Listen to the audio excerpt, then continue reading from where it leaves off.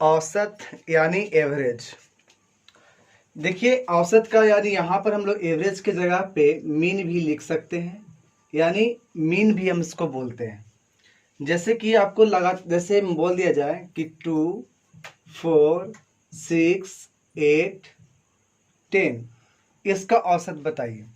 तो यहाँ पर हम पैटर्न को देखेंगे, पैटर्न के आधार पे हम बता पाएंगे कि औसत कितना होगा। या तो डायरेक्ट एक फॉर्मूला होता है कि सभी को जोड़ दिया जाए, जैसे हम यहाँ पर जोड़ देंगे और कितनी संख्या है तो यहाँ पर काउंट कर लेंगे 1, 2, 3, 4, 5। तो ये अगर पांचों को 5 संख्या था तो 5 से अगर भागा दे देते हैं तो जो वैल्यू आएगा वो इस सब का औसत कहलाएगा। लेकिन अगर हम यहाँ पर देख रहे हैं कि एक सीक्वेंस में एक मतलब एक पैटर्न पे सजा हुआ है, जैसे कि 2 के बाद 4 है, के बाद 6, फिर 8, फिर 10। इसमें क्या है देखते हैं कि दोनों तरफ से देखेंगे कि सबसे बीच में कौन है, तो बीच में कौन है 6, तो यहाँ पर औसत 6 आ जाएगा। ठीक है, कैसे हम यहाँ पर भी देख लेते हैं निकाल करके। तो 10 और 2 12, 8 और 4 12, 12 12 24 और 6 30। जैसे देखें तो 30/5 आ रहा है, यानी इसका भी आंसर कितना आ रहा है 6। तो ये फॉर्मूला हम यूज कब करेंगे और ये पैटर्न हम कब यूज करेंगे? ये फॉर्मूला हम यूज करने का तरीका तब होगा जब कोई पैटर्न देखने को ना मिले। जैसे यहाँ पर रैंडम में हो, मतलब कि अगर 6 है, यहाँ पर कभी 16 हो जाता, यहाँ पे 100 हो जाता, एकदम मतलब अलग अलग अगर नंबर हो, तो उस केस में हम ये वाला यूज करेंगे कि सबको जोड़ करके जितने संख्या होगा उससे भागा दे देंगे। लेकिन अगर कोई पैटर्न पर हो, लगातार संख्या हो, तो उसके जो बीचों बीच वाला संख्या आएगा वही कहलाएगा उसका औसत। ठीक है, जैसे मान लिया कि एक संख्या और हम यहाँ बढ़ाते तो 12 हो जाता। तो 12 होता है तो इसके बीच में कौन आ जाता? देखिए अभी तो बीच में नहीं आ रहा है, अभी बीच में नहीं, बीच में तो कोई नहीं आ रहा है। लेकिन हम देखेंगे 6 और 8 के बीच में कौन होता है, तो जो 6 और 8 के बीच में है ना, वही ना सबसे बीच में आएगा। और 6 और 8 के बीच में कौन है? 7। तो इसका औसत कितना जाएगा? 7। चेक कर लेते हैं, जोड़िए। 12 2 14, फिर यहाँ से आएगा 14, फिर 14, तो कितना हो गया? 14 दिया 42। जैसे देखें तो 42 आ गया, क्योंकि 14 14 3 बार जोड़ा बन रहा था। और क्या संख्या हो गया? 1 2 3, इतना ही था, 4 5 6। तो जैसे ही काटेंगे तो यहाँ पर कितना जाएगा? 7। तो लगातार जब संख्या होगा तो उसमें औसत निकालना बहुत आसान होगा। या तो दोनों में कह सकते हैं कि आसान होगा। इसमें हम ध्यान इतना रखेंगे कि ये फॉर्मूला जो ज़्यादा जोड़ने वाला होगा ये हम तब यूज़ करेंगे जब यहाँ पर अलग अलग संख्या हो, कोई पैटर्न में ना हो, तो हम ये फॉर्मूला को यूज करेंगे। लेकिन अगर कोई पैटर्न में हो जाएगा तो उसे हम लोग डायरेक्ट देखेंगे कि सबसे बीच वाला कौन है, जो बीच में रहेगा वही क्या होगा? औसत होगा। ठीक है, तो मेन औसत का फॉर्मूला इतना ही था, लेकिन इसमें कुछ पैटर्न है, कुछ भी पॉइंट्स है, हम उस पॉइंट को अभी देखते हुए आगे चलते हैं। ठीक है, जैसे क्वेश्चन है, कभी क्वेश्चन ऐसा लिया जाता है कि आपको 5 संख्या है। ठीक है, जैसे मान लेंगे हम x1 प्लस 5 संख्या दिया हुआ था, तो इसका औसत कह दिया कि इसका 26 औसत है। सपोज समझिए, अब इसमें कोई दिक्कत? बोल दिया क्या चीज कि 5 कोई संख्या था, उसका औसत कितना दिया हुआ? 26। बोल देगा कि इसमें 4 का जो संख्या का जो जोड़ है 4, इसका जो जोड़ है वो दिया हुआ था 120। ठीक है, तो क्वेश्चन पूछा जा रहा है कि एक लास्ट वाला 5 कितना होगा। ऐसा ही क्वेश्चन पूछा जाएगा, इससे ज्यादा भारी नहीं हो सकता है। ठीक है, तो इसमें देखेंगे कि कहा जा रहा था कि 5 संख्या का औसत कितना है? 26। तो 5 संख्या हम लिख दिए, सभी को जोड़ करके 5 से डिवाइड कर दिए, तो ये इसका औसत हो गया। किसके बराबर करेंगे? 26 के बराबर। तो हमको निकालना था इसका वैल्यू, और इसका वैल्यू यहां से यहां तक दिया हुआ कितना? 120। तो क्यों ना हम इसको उठा करके इसके जगह पे 120 रख लेते, और प्लस में कितना होता है? x5। अब ये 5 है, इसको हम भेज देंगे उधर, तो कितना हो जाएगा? 26 5 130। तो यानी x5 इक्वल टू हमको बच जाता 130 माइनस 120 यानी 10। तो इस प्रकार से क्वेश्चन में यहाँ पे हम निकाल पाएंगे। तो इस तरह से ही क्वेश्चन हो सकता है, या तो आपको डायरेक्ट औसत का भी क्वेश्चन हो सकता है। तो कुछ इसमें पॉइंट्स देख लेंगे कि जब लगातार अगर n संख्या होगा, ठीक है, या लगातार n विषम संख्या हो, या लगातार सम संख्या हो, तो उस केस में कैसे हम औसत निकालेंगे। तो मेन फॉर्मूला तो देखिए, अगर लगातार अगर होती है तो डायरेक्ट उसको बीच वाला निकालेंगे, ठीक है। लेकिन अगर अगर लगातार ना हो, इधर उधर हो, तो उस केस में सबको जोड़ करके जितना संख्या होगा उतना से भागा दे देंगे, ठीक है। तो देखते हैं आगे। देखिए इसमें लिखा हुआ है कि यदि किसी राशि का मान शून्य हो तो उसे भी गणना में सम्मिलित करेंगे। जैसे क्या बोला जा रहा है कि आपको कोई संख्या दे दिया गया, बहुत सारे राशि दिया हुआ है, उसमें किसी का मान शून्य भी हो सकता है। तो जैसे यहाँ पर दिया गया 2, 3, 0, 5, 10, तो इसमें जो शून्य राशि है, तो इस सब का अगर हमको क्या करना है, औसत निकालना हो, तो हम लोग शून्य को भी लेकर के चलेंगे। तो यहाँ पर कोई पैटर्न में तो दिख नहीं रहा, तो कोई अगर एक पैटर्न में ना हो तो इसे क्या करते हैं, सभी को जोड़ देंगे। तो जैसे हम सबको जोड़ देते हैं, जोड़ने के बाद कितना संख्या है, 1, 2, 3, 4, 5, तो इसमें 5 से भागा दिया जाता है। तो ये तो हम औसत आराम से इसमें निकाल सकते हैं। तो इसमें कितना हो जाएगा, 3 और 2 5, 5 5 10, 10 और 10 20, तो 20/5, इसका आंसर कितना होगा, 4। यानी ऐसा नहीं है कि शून्य है तो हम शून्य को हटा देंगे, ये ऐसा नहीं करेंगे, क्योंकि अगर हटाने से देखिए क्या होगा, ऊपर वाला पर तो फर्क नहीं पड़ेगा कि आपको जोड़ना है या घटाना है, तो उसको कोई प्रभाव नहीं पड़ेगा। लेकिन जैसे हम शून्य को हटाते हैं तो यहाँ पर जो संख्या 5 हुआ करता था, अब संख्या कितना हो जाएगा, 4, तो यही प्रॉब्लम पड़ जाएगा, ठीक है। यानी अब जैसे हम 4 ले लेते हैं, जैसे मान लेते हैं यहाँ पर शून्य को हटा देते हैं, हटाने के बाद कितना आता है, 4, जैसे ही 4 आता है तो आपको यहाँ पर 4 हो जाता है, तो 4 5 20, आंसर आता 5, और ये औसत गलत हो जाती।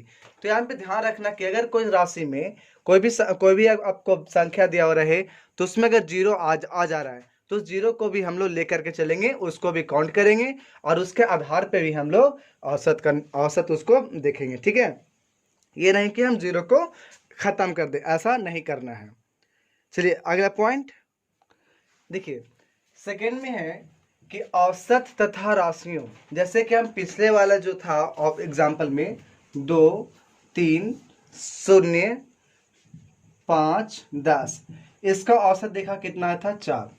तो कहा जा रहा है कि इसके औसत, यानी कौन था औसत, 4 था, इसको गुना करते हैं किसके साथ, राशियों के संख्या के साथ। तो राशियों की संख्या यहाँ पर कितना है, तो यहाँ पर 1, 2, 3, 4, 5, तो 5 से अगर गुना कर दे, यानी औसत को गुना करना है राशियों के संख्या के साथ, तो वो जो गुणनफल जो आएगा, ये सभी राशियों के योग के बराबर। योग कहने का मतलब कि यहाँ पे सबको अगर हम जोड़ देते हैं, इसका जो वैल्यू है वो आपको इसके बराबर आएगा, तो कितना आ जाएगा, 20। देखिए कैसा आ जाता है, तो 5 और 5 10 और 10 20। तो यहाँ पर क्या लिखा जा रहा है कि अगर औसत और राशि के संख्या कि कितना राशि यहाँ पे लिए गए थे, कितने नंबर लिए गए थे, सभी को अगर गुना कर देते हैं तो किसके बराबर आएगा, तो जितने भी राशियां थी सभी के सम के बराबर आएगा, ठीक है। ये था आपका दूसरा रूल। जैसे हम देखे थे कुछ देर पहले कि बोला गया था कि 5 अगर राशि है तो पांचों राशि का औसत 26 दिया गया था, तो कैसे निकालते, तो ये आपको ऐसे करके 5 देते और कितना कहते, 26। तो यहाँ पर जो आपको पूछ देता है कि आप सभी का सम बताइए कितना इसका जोड़ होगा, ठीक है। जैसे क्वेश्चन में रहे कि किन्हीं 5 राशियों का औसत 26 है, तो बताइए कि पांचों राशि का योग किसके बराबर होगा। तो डायरेक्ट क्या करना है, कितना औसत है, तो 26 है, कितने राशि का, तो 5 राशि का, तो बस 5 से इसमें क्या करना है, गुना करना है। तो औसत को गुना करना है राशि के संख्या से, तो आपका जितने भी राशि थे सभी का योग निकल जाएगा। तो पूछा जाएगा कि आपको x1 plus x2 plus x3 plus x4 plus x5 कितना होगा, तो 26 गुने 5 यानी 130 के बराबर होगा। तो यहाँ पर औसत का हेल्प से हम लोग क्या निकाल रहे हैं, तो जो भी राशि था उस सभी का हम योग निकाल पा रहे हैं। तो कितना हो रहा है, 130 हो जा रहा है, ठीक है। चलिए अब देखते हैं थर्ड। कहा जा रहा है कि प्रथम से यानी 1 से लगातार n तक प्राकृत संख्या हम जानते हैं, जो 1 से स्टार्ट होती है, 1 2 3 4, ये सब क्या होते हैं, प्राकृत संख्या। तो वो सबका जो औसत निकालेंगे तो उसका वैल्यू आएगा n + 1/2, ठीक है। कोई भी हो, मतलब n प्राकृत संख्या होनी चाहिए, ऐसी नहीं कि आप बीच में 1 को हटा दो, ऐसा नहीं करना है। तो लगातार अगर होगा संख्या तो उसका कितना होगा, औसत n + 1/2। चलिए हम लोग उसको दो तरीका से देखते हैं। एक तो इसका वेरीफाई करते हैं कि सही में इसके ऊपर फॉलो कर रहा है कि नहीं। तो देखिए औसत का मतलब जानते हैं जो बीचों बीच होता है। तो देखिए मतलब जोड़ा लगाते हैं, तो यहाँ से तो बीच में नहीं है, चलिए इधर सेकेंड तो इधर सेकेंड आएंगे, थर्ड सब के सब हो गया, तो बीच वाला तो नहीं मिला। तो बीच वाला जानते हैं कि 4 और 5 के बीच में होगा। तो सोचिए कि अगर यहाँ पे हम संख्या, वास्तविक संख्या के जो रेखाएं होती है उस पर खींचते हैं, तो 4 और 5 लिख दिए, तो 4 और 5 के बीच में कौन होगा, यही ना होगा, जिसको हम लोग कितना बोलेंगे 4.5। 4.5 मतलब 4.5 यानी 9/2। तो देखिए यहाँ पर अगर हम वैल्यू रखते हैं कि प्रथम है यानी 1 से स्टार्ट है, प्राकृत संख्या है और कहाँ तक है 8 तक, तो यहाँ पर जो n होगा ना वो 8 ही होगा। तो जैसे अगर n के जगह पर 8 रख देंगे तो यहाँ से आएगा 8 + 1/2 यानी 9/2, और 9/2 करने का मतलब 4.5। तो इस प्रकार से देख रहे थे कि यहाँ पर देखिए ये फॉर्मूला यूज भी कर सकते हो, और नहीं तो डायरेक्ट क्या कर सकते हो कि इसके बीच में कौन सा होगा। ठीक है, तो एक बात हम बताते हैं, यहाँ पर अगर हम देखेंगे कि संख्या जो प्राकृत संख्या का जो है जगह, ये अगर सम संख्या वाला है, लास्ट में कितना सम संख्या, तो आपको फॉर्मूला रखना है n + 1/2। ठीक है, लेकिन अगर ऐसा हो कि आपको 7 तक ही रहता तो बीच में कौन सा आता। देखिए ये आप लोग माध्य माध्यिका बहुलक पढ़े होंगे 10th में, तो वहां पे आपको देखने को मिला होगा कि n/2 या n + 1/4 ऐसे करके बोला जाता था। ठीक है, तो उसी को रूल यहाँ पर भी हम लेके चलेंगे कि अगर हम देख रहे थे कि लास्ट में आपका सम संख्या है, तो सम संख्या रहता है, तो वहां पर हम औसत के लिए क्या करेंगे n + 1/2 करेंगे। लेकिन अगर लास्ट में भी सम संख्या, जैसे मान लेते हैं 9 है, तो 9 अगर विषम संख्या है तो इस केस में लगातार संख्या में भी विषम संख्या है, तो इस केस में औसत मान कितना होगा, तो याद रखेंगे n/2 + 1, सॉरी ठीक है। सर यहाँ पर क्या है कि सम हो चाहे विषम हो, सभी में कौन सा आ जाएगा, ये वाला आ जाएगा, यानी n + 1/2 यहाँ पर भी और वहां पर भी। तो यहाँ पे मीन निकाला जा रहा है। ठीक है, तो जैसे देख रहे हैं कि 9 ले रहे हैं तो कितना होगा, 9 + 1 10, 10/2 कितना होगा 5। तो देखिए 5 ही आपका हो जाएगा बीच में मीन। देखिए कैसे 1 और 9 बराबर में जा रहा था, 2 और 8 जा रहा था, 3 और 7 जा रहा था, 4 और 6 जा रहा था, बीच में कौन बच गया 5। तो यहाँ से 5 ही क्या कहलाएगा मीन। यानी आपको यहाँ पर सम हो या विषम हो दोनों में कोई प्रभाव नहीं पड़ेगा, आपको डायरेक्ट फॉर्मूला यूज कितना करनी है, n + 1/2 यूज करना है। ठीक है, तो यही था कि प्रथम से लगातार n तक, प्रथम से नहीं 1 से लेकर के n तक प्राकृत संख्याओं का औसत कितना होगा, तो n + 1/2 हो जाएगा। ठीक है, अब 3 4th में है कि प्रथम से लगातार n पूर्ण संख्या, तो पूर्ण संख्या का पहला कौन सा होता है, तो 0 होता है। तो 0 से लेकर के अगर हम कहाँ तक जाए, जहां तक आपकी इच्छा हो, तो 3 4 5 6 तक आते हैं। तो इसमें पूछा जाए कि औसत इसकी कितनी होगी, तो डायरेक्ट हमको यहाँ पर निकालना होगा n/2। वहां और यहाँ में अंतर क्या है, वहां पर क्या है एक संख्या ज्यादा है, वहां से अभी इसमें क्या है एक संख्या ज्यादा है। ठीक है, तो एक संख्या ज्यादा है कौन, 0। कैसे, अगर हम 6 तक चलते तो वहां पर आ जाता है n + 1/2, यानी कब, तो ये वाला हम यूज करेंगे प्राकृत वाला केस में, और ये जो यूज करेंगे वो हम लोग पूर्ण संख्या में। तो यहाँ पर आंसर आ जाएगा n/2 यानी कितना 6/2, आंसर होगा 3। देखिए कैसे, यहाँ चलते हैं तो यहाँ पर देखें कि कितना हो गया, दोनों मैच कर गया, इसके बीच में कोई नहीं है अभी, तो बीच में कौन मिल गया 3, यही हमारा क्या हो जाता है मीन। ठीक है, यहाँ पर इसलिए ये पैटर्न हम लोग लागू कर रहे हैं क्योंकि यहाँ पर सब के सब एक साधारण बेस जा रहा है। कैसे, तो सब में अंतर कितने का, एकक का अंतर है, यानी हमेशा एकक से आगे बढ़ते जा रहा था, ये एक सीक्वेंस में था, इसीलिए हम इसको इस ढंग से भी देख सकते हैं कि बीच में कौन सा है। ठीक है, तो देखिए बीच में अगर पॉइंट्स हमको निकालना है कि बीच वाला में कौन होगा, तो देखिए अगर ये संख्या होगा ऑड, अगर ऑड संख्या होगा तो बीच में केवल एक ही पॉइंट मिलेगा, एक ही संख्या मिलेगा। ऑड मतलब विषम संख्या, विषम बार अगर रहता, जैसे गिनिए 1 2 3 4 5 6 7, जैसे 7 हमको नजर आ रहा था कि 7 अगर संख्या है, ठीक है, तो सात राशियां दिया हुई है, तो 7 राशियां यदि विषम बार अगर दिया रहता है तो इसका जो बीच में होगा वो केवल एक ही को बीच में मिलेगा, और बीच में कौन होगा, तो n + 1/2 ही संख्या मिलेगा जो बीच वाला होगा। कैसे, तो अगर हम यहाँ पर 7 रखते तो 7 और 1 8, 8 बटे 2 कितना 4। तो चौथा जो पॉइंट्स होगा, जो चौथा राशि होगा वही इसके बीच वाला राशि होगा। ठीक है, कैसे? तो 1 2 3 4, तो ये ना चौथा राशि हो गया। तो चौथा राशि जो है वही इसका बीच वाला है। कब? जब यहाँ पर देखते हैं कि अगर विषम बार रहता है तब। लेकिन अगर सम बार रहे प्रेजेंट, जैसे यहाँ पर हम 6 ना लेकर के 7 लेते हैं, तो कितना संख्या इसको प्रेजेंट होता? तो 8 बार ये प्रेजेंट होता। कितने बार? 8 बार प्रेजेंट होता। तो इस केस में अगर हमको बीच वाला लिखना होता है तब हम लोग यूज करते हैं n/2 + 1। ठीक है, बीच वाला निकालने के लिए। कैसे? तो अगर हम यहाँ पर देख रहे थे कि 8 संख्या है और इसके बीचों बीच कौन आएगा, तो 8/2 कितना 4 और 1 5, पांचवा जो होगा वही आपका क्या होगा, बीच वाला होगा। ठीक है, ऐसे करके हम निकालते हैं। लेकिन यहाँ पर जब मीन की बात आती है तो बीचों बीच देखते हैं, और यहाँ पर अगर सीक्वेंस में हो तो एक और रास्ता और इसमें हम देख सकते हैं कि बीच वाला कैसे निकालें। देखिए, आपको बीच निकालना सीक्वेंस में है तो सिंपल बात है, दोनों को जोड़ दीजिए, लास्ट वाला दोनों को हमने जोड़ दिया, 0 और 7 को जोड़ दिए, हमको निकालना सबसे बीच वाला, और बटा में क्या करना है, 2 से डिवाइड करनी है। यही हमारा मीन का मेन फॉर्मूला मिल जाएगा। आपको उस तरह से गिनने की भी जरूरत नहीं है। तो जैसे करेंगे तो कितना आएगा, 7/2 आएगा, यानी कितना 3.5। देखिए कैसे, 0 7 से बैलेंस कर लेता है ना, 0 7 से बैलेंस करता, 1 6 से करता, 2 5 से करता, 3 और 4 के बीच में कौन आता, तो 3.5 ही आता ना। यानी अगर हमको लगातार अगर संख्या हो तो उसका मीन निकालने का सबसे आसान तरीका ही है कि पहला पद और लास्ट वाला पद को जोड़ दीजिए और बट्टा में कितना से भागा देना है, 2 से। तो इस प्रकार करने से क्या होगा कि हमारा मीन यानी बीच वाला वैल्यू निकल जाएगा। तो इस केस में देख रहे थे कि प्रथम अगर लगातार n तक पूर्ण संख्या है, ठीक है, मतलब 0 से लेकर के n तक अगर जाता है तो उस केस में औसत की वैल्यू कितनी होती, तो n/2 हो जाता उसकी औसत का मान।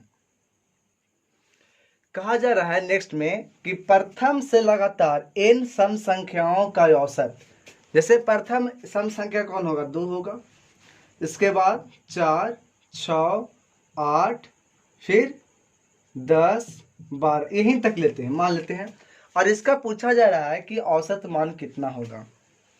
ठीक है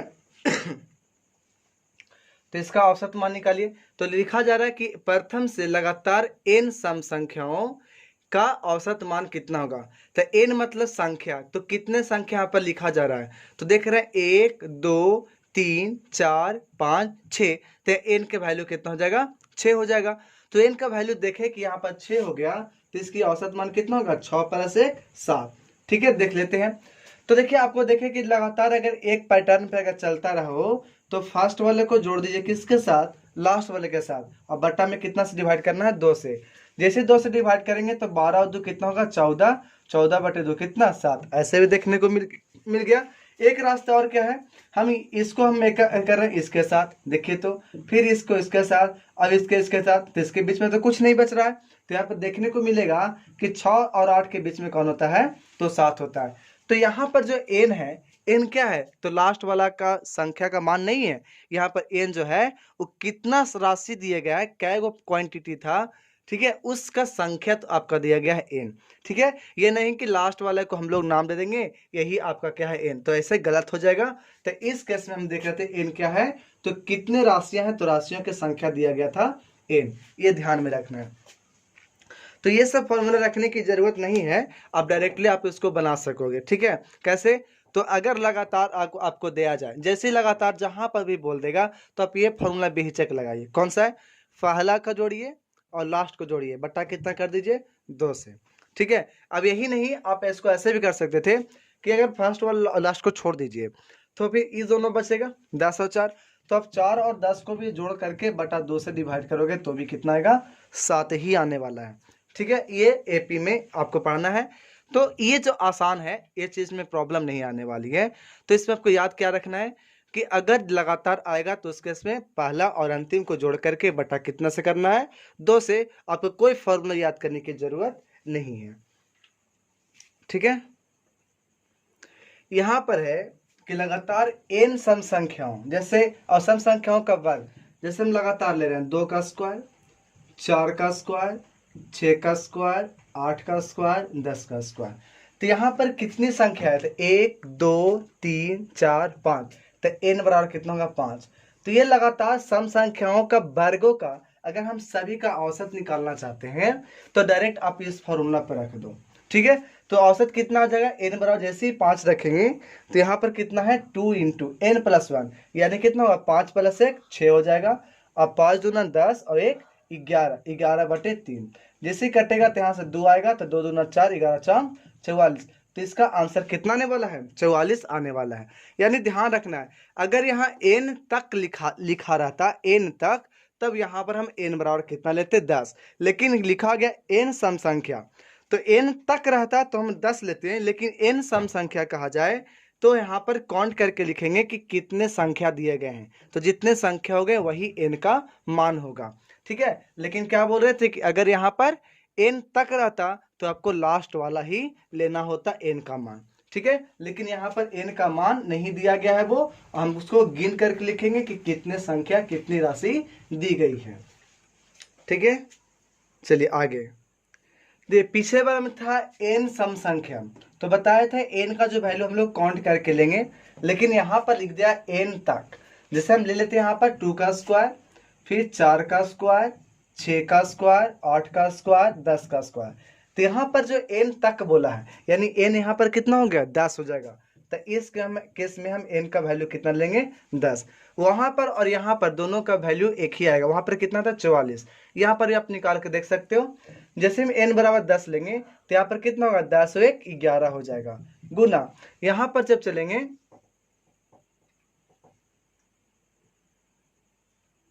ठीक है, यहाँ पर क्या था n तक की सम संख्याओं के वर्गों का औसत। तो यहाँ पर रखते हैं कितना होगा 10, यहाँ पर n वाला कितना ना 10, तो 10 और 1 11 तो हो गया, फिर 10 और 2 12 और बटे कितना लेंगे 3, यहाँ पर काटेंगे कितना हो गया 4, तो फिर से कितना आ गया 44। तो वहां पर भी आया था 44, वहां पर क्या था फॉर्मूला कितना लिखे थे, तो 2 इंटू एन प्लस 1 और फिर था 2n प्लस 1/3। तो ध्यान इतना रखना था, ये फॉर्मूला और ये फॉर्मूला में अंतर नहीं है। यहाँ पर क्या रहेगा n तक, तो ये वाला फॉर्मूला यूज कर लेंगे, लेकिन n सम संख्या रहता तक छोड़, अगर तक नहीं रहता बस n सम संख्या रहता तो हम ये फॉर्मूला यूज करके भी बना सकते थे।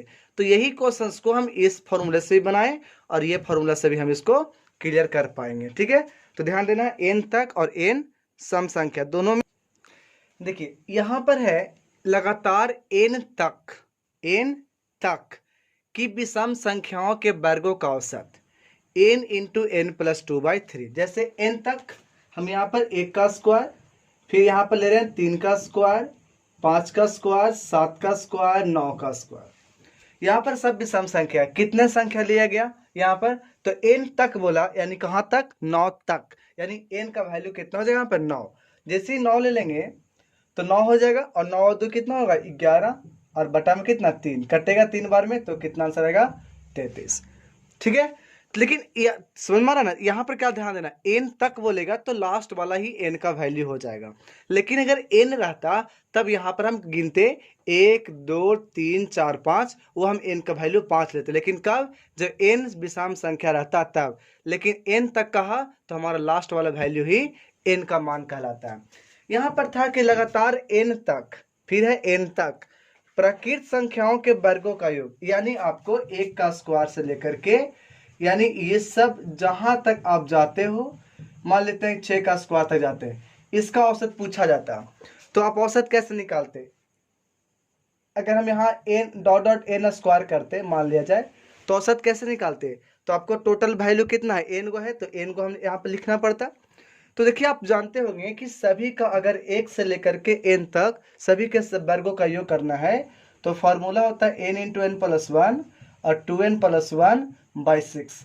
ये हो गया ऊपर वाले का जोड़, और नीचे में जो आपको n है तो n से भागा देंगे तो क्या हो जाएगा n कट जाएगा, तो आपका आंसर कितना हो जाएगा n plus 1 into 2n plus 1/6। ध्यान रखना है क्या कि लगातार अगर n तक प्राकृत संख्याओं के वर्गों का योग पूछा जाए या वर्गों का औसत पूछा जाए तो योग होगा आपको इतना, लेकिन अगर औसत पूछा जाता है तो आपको n को हटा करके और डायरेक्ट आपको बता देना है कितना, तो n plus 1 into 2n plus 1/6, यही होगा उसको औसत किसका, तो लगातार n तक वर्गों प्राकृत संख्याओं के वर्गों का औसत।